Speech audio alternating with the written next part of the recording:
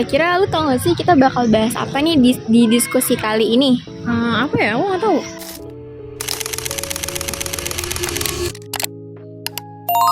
Nah, di diskusi kali ini kita bakal bahas tentang ilmu pengetahuan. Pernah gak sih kepikiran kalau misalkan ilmu pengetahuan sekarang itu kalau jauh banget dari agama? Kalau misalkan kita lagi bahas sains, seakan-akan ya jangan bawa-bawa Tuhan. Tapi nyatanya ilmu pengetahuan yang kita pakai sekarang itu kiblatnya itu lebih ke barat, yang dimana sifatnya itu sekuler. Dan kalian tahu gak sih kalau misalkan Islam itu punya arsitekturnya sendiri, yang dimana ilmu pengetahuan itu lebih luas kayak gitu. Jadi jangan terpatok sama barat aja. Di Islam itu dia pengetahuannya lebih luas.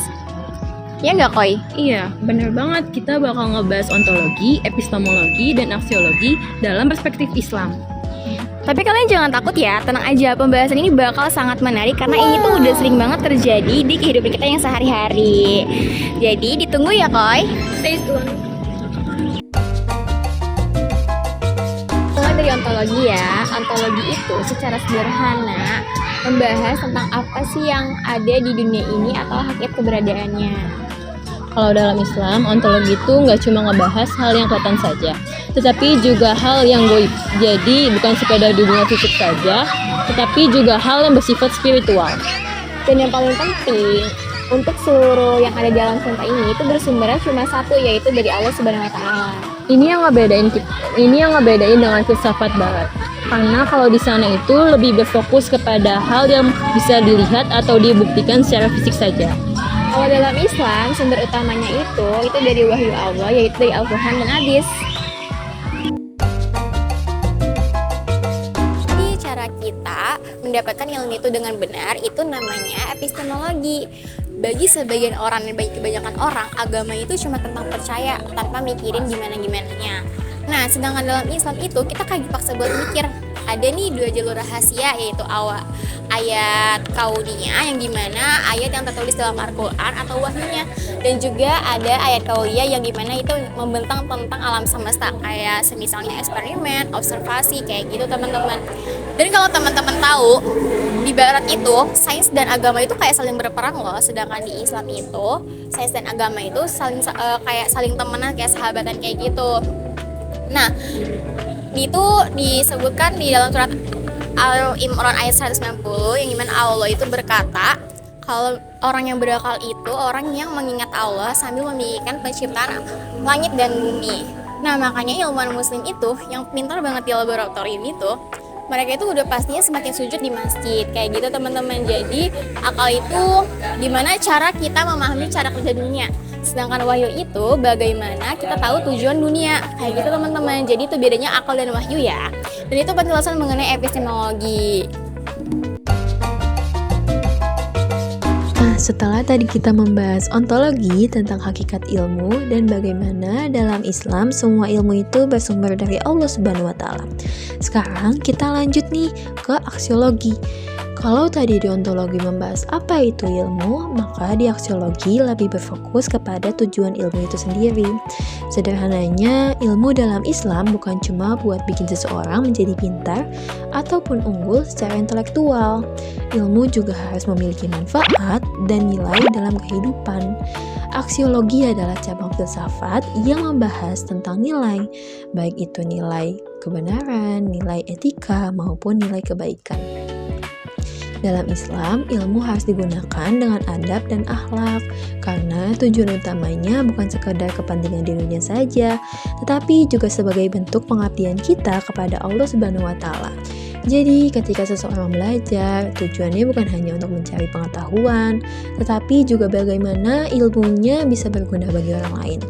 Ilmu harus menjadi sarana untuk memperbaiki diri, membantu sesama, dan menciptakan kemaslahatan. Karena itulah, Islam sangat menekankan bahwa orang yang berilmu juga harus memiliki moral yang baik. Dapat disimpulkan, aksiologi dalam Islam mengajarkan bahwa ilmu dan akhlak harus berjalan secara beriringan. Ilmu bukan hanya soal wawasan, tetapi juga soal tanggung jawab. Dengan ilmu yang benar dan digunakan secara baik, manusia tidak hanya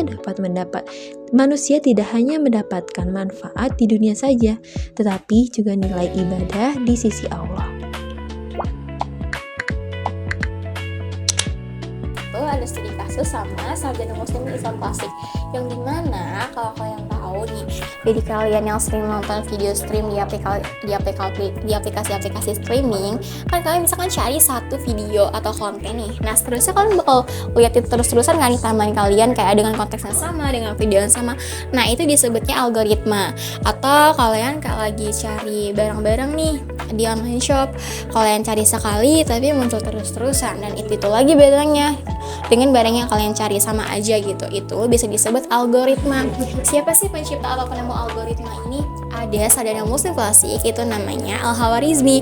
Al-Khawarizmi ini penemu atau pencipta algoritma. Tanpa adanya algoritma ini, kalian gak bakal bisa menjalani kehidupan kalian sehari-hari, apalagi bermain sosial media kayak gitu teman-teman, apalagi buat konten kreator gitu-gitu, itu pasti ada algoritmanya sendiri. Nah si Al-Khawarizmi ini yang menciptakan algoritma itu, atau si Al-Khawarizmi ini disebut Bapak Aljabar kayak gitu.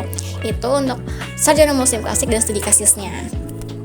Bayangin sama lo kalau misalkan lo itu hidup di tahun 800-an, yang dimana baru tuh kayak masih bingung gitu gimana sih cara ngitung yang bener dan gak ribet. Tapi di Baghdad, Al-Khawarizmi itu punya pandangan yang beda, dimana matematika tuh bagi beliau itu bukan sesuatu yang ribet, bukan sesuatu yang membebani, itu disebut tafakur. Dan bagi Al-Khawarizmi juga, dia tuh percaya kalau misalkan Tuhan itu atau Allah itu satu, esa, kayak gitu, yang dimana alam itu punya pola yang teratur, punya pola sendiri lah gitu. Itu disebut juga dalam ontologi Islam, yang dimana ilmu itu juga bisa disebut anugerah, dimana ilmu itu cuma bukan kayak hasil dari kita pikir sendiri, tapi juga disebut anugerah. Dan matematika itu sebagai kayak gimana cara kita tahu pola pikir atau pola rahasianya, kayak gitu teman-teman. Jadi bisa disimpulkan kalau misalkan si Al-Khawarizmi ini penemu algoritma, dan dia tuh kayak gak menganggap ini sesuatu hal yang ribet. Kalian bisa lihat itu dari ontologi Islam kayak gitu.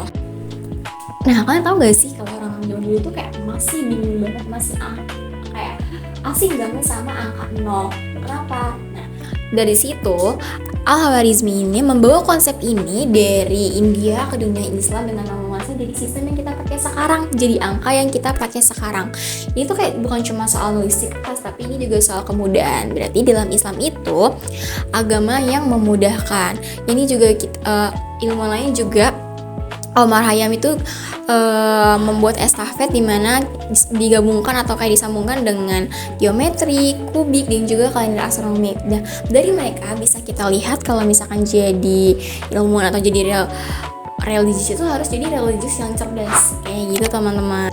Nah ada juga nih yang bisa kalian contoh juga ilmuwan muslim klasik yang bisa kalian contoh di kehidupan sehari-hari. Itu ada yang namanya Al-Haytham. Al-Haytham itu seorang penemu atau kayak ilmuwan sarjana muslim Islam klasik, yang dimana dia itu yang menciptakan atau menemukan bagaimana kita bisa menangkap cahaya, atau kayak itu bisa kita ambil contoh itu dari fotografer atau kamera. Jadi dari menangkap cahaya itu kemudian menjadi lensa dan dikembangkan menjadi teknologi. Jadi kayak kalian bisa gunain kamera HP, DSLR, atau kayak mau jadi fotografer, itu bisa kalian contoh dari Ibnu Sina Al-Haytham, karena Al-Haytham itu penemu dari lensa fotografer kayak gitu. A few moments later. Yang kita bahas, kita dapat simpulkan bahwa dalam Islam, ilmu itu mempunyai struktur yang lengkap. Apa aja sih itu, Nalda? Ada ontologi yang membahas apa yang ada epistemologi cara kita mengetahuinya, ada juga aksiologi di mana nilai dari ilmu itu sendiri. Dan semuanya itu berpusat kepada satu kesatuan, yaitu Allah Subhanahu wa Ta'ala sebagai sumber utama.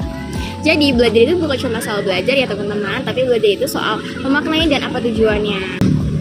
Semoga video ini dapat membantu teman-teman untuk lebih mengerti konsep-konsep dari ontologi, epistemologi, dan aksiologi. Bye-bye!